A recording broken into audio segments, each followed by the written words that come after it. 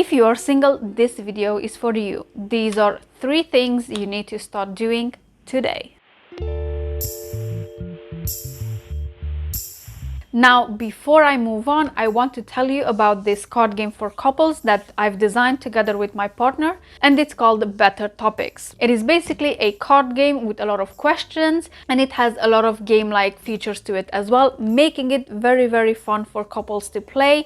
And the winner also gets to choose their own rewards out of the reward deck. Now, even if you're single, you might know some couples that might benefit from this game. Make sure to check the link in the description box below, and why not gift it to them? Or you can also get it for yourself to play it with your future partner. Now, right off the bat, I want to tell you that if you're single, it's okay. If you're single, it doesn't mean you have a disease.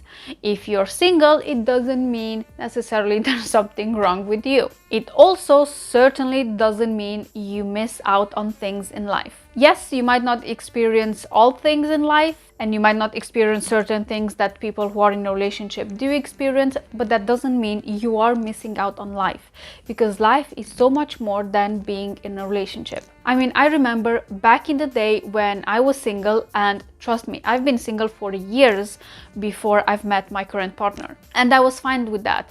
Although people around me started asking me, why is it that I don't want to be in a relationship? Although I did want, but I just didn't meet the right people. What is wrong with me that I'm not in a relationship? Why someone didn't settle in a relationship with me? And that's the one thing that I told them. I don't want people to settle to be with me. I want a partner who would be happy to be with me in a relationship, rather than a partner who would feel they are settling to be with me, if that makes sense. And also, you should not settle in a relationship just because you might feel lonely at times. There are so many people in relationships who feel so lonely. And trust me, that is even worse than just being single and lonely. And now let's get into our 3 things you should start doing today if you are single. Number 1 is keep your standards. And I mean keep them as high as you like them to be. Try not to lower them just so other people meet them. If there are people who don't meet your standards, they are clearly not for you. And that's okay. And it's okay to move on. And it is okay to be single for a long time.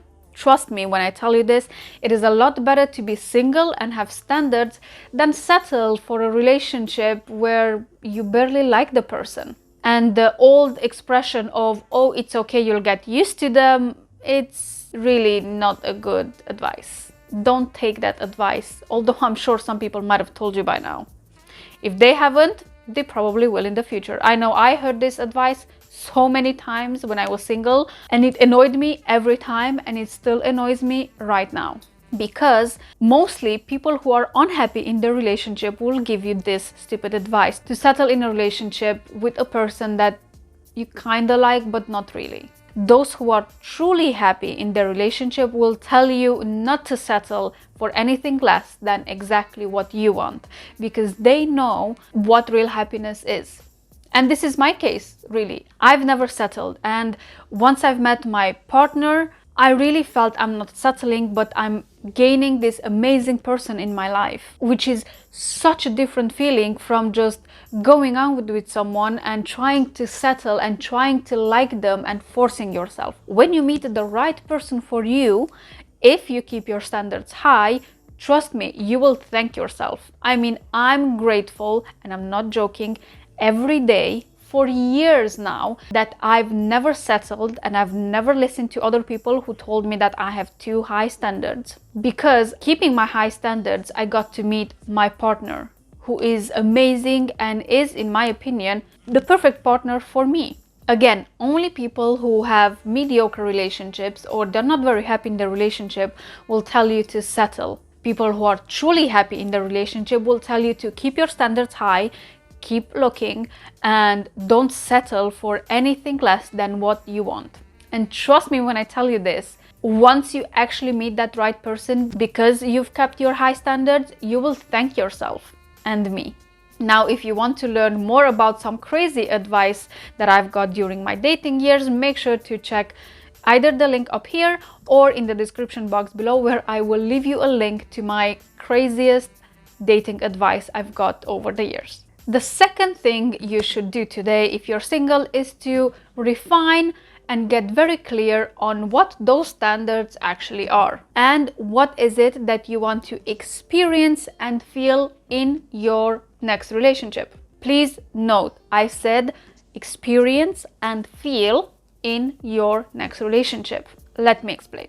In life, generally, we do tend to attract whatever we want, whether we are doing this consciously or unconsciously. Therefore, if you can actually attract whatever you want in life, why not focus on the things you do want rather than the ones you don't want? And you have to get very clear on what is it that you want in your next relationship. For example, years ago, before I've met my partner, I've started, wanting certain things in a relationship and from a partner. And I wanted a certain partner that had a certain position, was in a certain way, had certain characteristics, and I focused on those because I thought at that point in time that was the type of partner I would have liked. I've only focused on 2 things that I wanted to experience in that relationship. Few months later, I've met a person and they literally had all the requirements that I wanted in my idea of a perfect partner from then.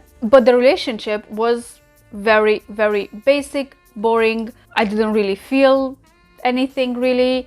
Obviously, it did end quite soon because there was no point in me continuing because I wasn't happy or fulfilled in that relationship.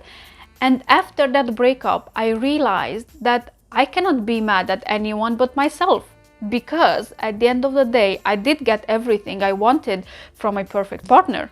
He literally was and did everything that I asked and nothing more. Then I realized is that what I was asking was wrong, and I've changed the things I wanted in my relationship.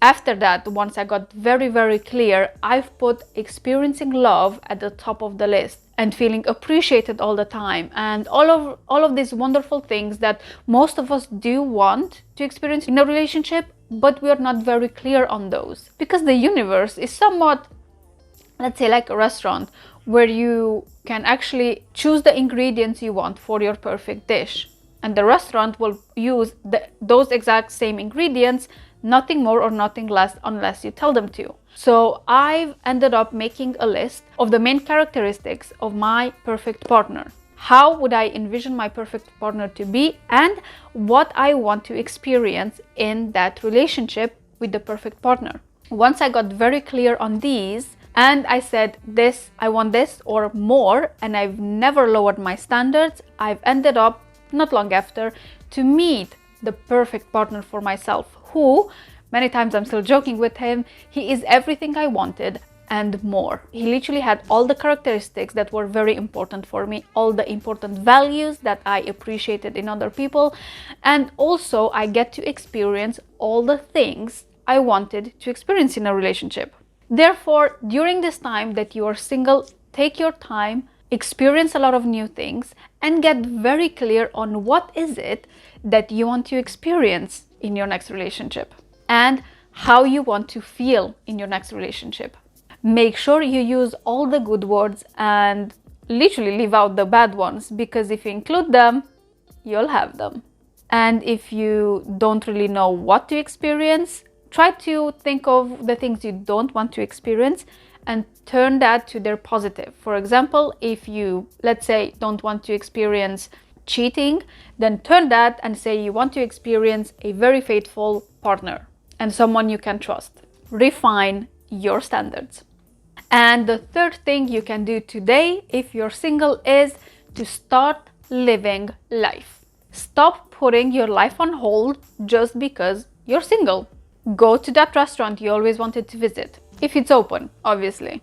Go and visit that place you always wanted to visit, even if you're going by yourself or even if you're going with friends. For example, I was single at some point and I really, really wanted to visit a certain country and a certain city. I literally didn't really have who to invite with me and all of my friends were working. I called my brother and he, thank God, came with me and we went and visited that city together. I know it might sound a bit strange, but I wanted to do it and I've done it. I didn't sit around to wait for the perfect partner to appear and then go live life. I was already living life and enjoying it. And I cannot see anything wrong with that. I mean, so many people tell you to, settle for a relationship, just be with someone in order for you to start living life. But what type of life is that? And how can you actually enjoy that life if you don't really like the person next to you?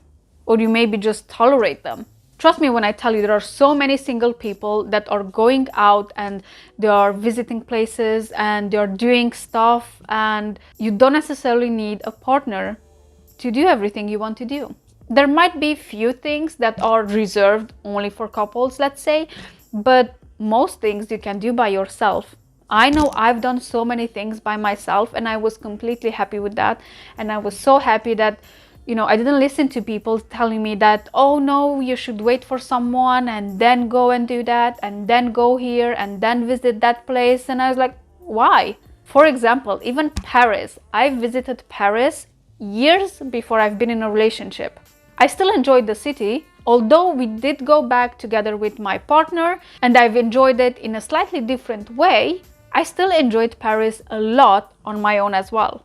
I still have seen so many beautiful places, so many great people, and I've still enjoyed it.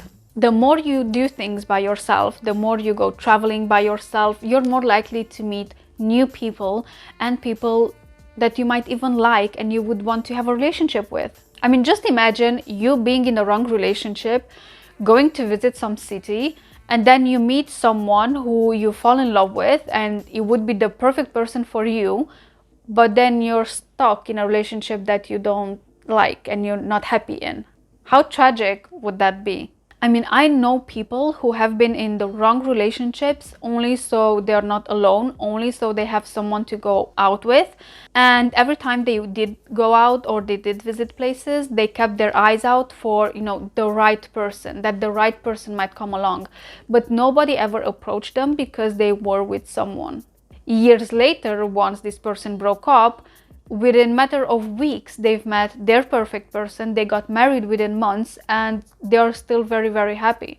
Therefore, spare yourself some years of heartache and, just go live life right now, even if you do it by yourself. Go have the experience, go eat the chocolate. Now, I'm not saying binge eating, I'm just saying eating it. Go visit, start new hobbies. There are so many things that you can do when you're single as well. You don't have to wait for the right person to land on your lap and then start living life and then start doing things. Stop postponing things because, as we all know, especially after this past year, things can get very, very crazy. Just go and visit and do things whilst you can. I mean, I enjoyed most of my years of being single, and I think that's one of the reasons maybe I've been single for so many years and I wasn't really attracting my perfect partner necessarily at that time, because I enjoyed my time quite a bit. I was focused on other things. I was focused a lot on work, and I'm very happy for that time because in those years I got to grow my career in a way that maybe I would have not been focused on if I would have been in a relationship. Who knows? That doesn't mean you cannot grow a career and be in a relationship. I'm just saying that was the case for me. But alongside that, I still did enjoy life. I still went out with friends. I still went out to clubs. I still went visiting places, cities, different countries. I still went to the seaside. I still did a lot of things that most people told me I should wait to do until I'm in a relationship and I have who to do them with. And honestly, that's BS. You can do whatever you want, whenever you want, especially if you're single. The good thing, again, I just remembered now, by being single, is that you don't have to schedule your time according to someone else's availability. You can just go whenever you can. Therefore, if you're single today, make sure to do at least these 3 things and enjoy your time being single. Now, I'm not saying it's not good to be in a relationship. I'm not saying it's not fulfilling. It is. It is amazing, but it is amazing if you find the right partner for you, not if you settle with someone in a relationship that is, okay. If you like this video, make sure to hit the like button, subscribe, and share it with your friends.